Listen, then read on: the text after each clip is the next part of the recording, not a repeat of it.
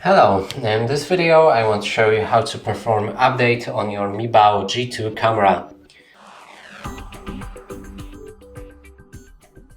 And first of all, you need to connect the camera to your app. It's a app called Cloud Edge on Android smartphone. We've shown you in our previous videos on how to do it.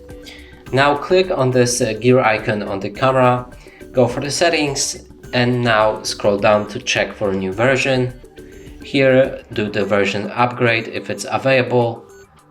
Now we just need to wait till all files are downloaded and make sure not to disconnect the camera or your phone from the Wi-Fi or the power sources, as the update needs to be performed clean. So let's just wait. Now when the update is finished, you should be able to go back, and here if we go to our settings again and check for any firmware version, it should be updated. And that's it for this video. Hope you like it. Please consider subscribing to our channel, leave a like and a comment below.